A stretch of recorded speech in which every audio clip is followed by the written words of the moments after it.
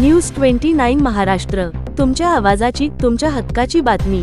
घाटंजी शहर प्रतिनिधी नीरज मन्ने। घाटंजीतील नगरपरिषद शाळेतील विद्यार्थिनीची एकलव्यासाठी निवड। नगरपरिषद शाळेतील विद्यार्थी घेत आहे भरारी।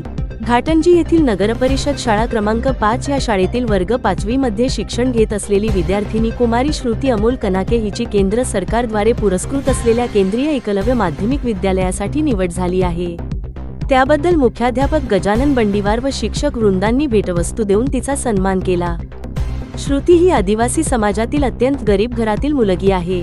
स्पर्धा परीक्षेत शहरी विभागातून पात्र होण्यासाठी तिने कठोर मेहनत घेतलेली असून शिक्षिका भारती मनवर व स्वीटी कपिले यांनी तिला मोलाचे मार्गदर्शन करून वेळोवेळी प्रोत्साहन दिले। श्रुती आपल्या यशाचे श्रेय उपरोक्त मार्गदर्शक मुख्याध्यापक तथा प्रशासक गजानन बंडीवार, शिक्षक वसंत सिडाम, विद्या वंजारे, योगेश डहाके, ऋषी गटलेवार त्यांना देत आहे। एकलव्य स्पर्धा परीक्षेत यश संपादन करण्याची परंपरा शाळेने कायम ठेवली आहे।